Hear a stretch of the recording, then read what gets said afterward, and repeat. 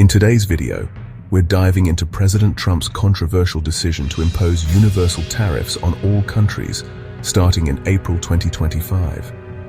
Now, if you're picturing Trump in a bathrobe, tweeting furiously while simultaneously trying to impose tariffs on imported bathrobes, you're not far off. This is a move that has divided economists, terrified pigeons who rely on international trade crumbs, and shockingly, led to a rare moment of bipartisan agreement. Everyone agrees it's a terrible idea, but why? Why would anyone willingly step on a rake this big? How will this change the global trade landscape? And more importantly, could this be a good thing for the future of global trade? Let's break it down. All right, let's get one thing straight.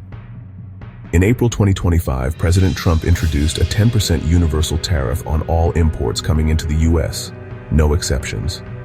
Now, for those of you who, like me, thought a tariff was a type of exotic bird, until about 5 minutes ago, it basically means an extra tax on goods coming from another country. Think of it as a border wall, but instead of concrete and barbed wire, it's made of paperwork and disappointment. The stated goal of this tariff palooza is to level the playing field, protect American workers, and push for a fairer global trade system. And on the surface, that might sound reasonable, even vaguely patriotic. Who doesn't love a level playing field, unless of course you're playing on one of those miniature golf courses with the windmills and the terrifying clown mouths. But, and this is a rather large but, the reality of tariffs is about as straightforward as a game of Twister played in a hurricane. See, the problem with slapping tariffs on everything is that it's like using a sledgehammer to crack a walnut. Very messy, potentially dangerous, and likely to leave you with significantly fewer walnuts than you started with. Let's be clear, these tariffs are about more than just taxes. They're a geopolitical strategy, like a game of chess. If chess involved significantly more screaming about trade deficits. From challenging China's dominance to strengthening US leverage and pressuring global allies, this move is reshaping global trade dynamics faster than you can say Trans-Pacific Partnership. China, unsurprisingly, is not thrilled about this whole tariff business. It's like being told you can't wear your lucky socks to a poker game you're already winning. They're not going down without a fight, though. Expect retaliatory tariffs, a pivot to new markets, and enough economic maneuvering to make your head spin.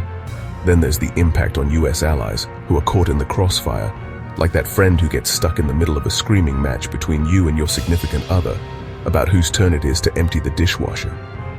The EU and Japan are understandably miffed, and who can blame them?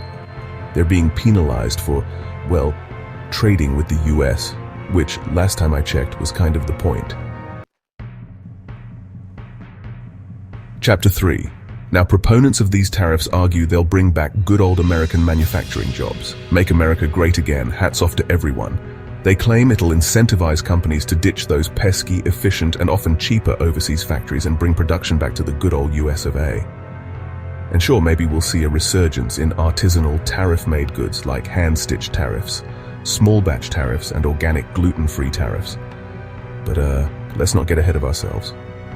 While the tariffs might offer a short-term boost to some domestic industries, the long-term economic impact is about as predictable as the weather in a hurricane. You see, tariffs increase the cost of imported goods, which means you and I, the consumers, end up paying more for pretty much everything. And while that new pair of tariff-enhanced jeans might seem like a steal at first, remember, you're also paying for it in the form of higher prices for groceries, electronics, and, well, pretty much everything else. It's like going to a buffet and being told you have to pay extra for every plate you use. Sure, you can technically still eat, but it's going to be a lot more expensive and, honestly, a lot less enjoyable. Chapter 4.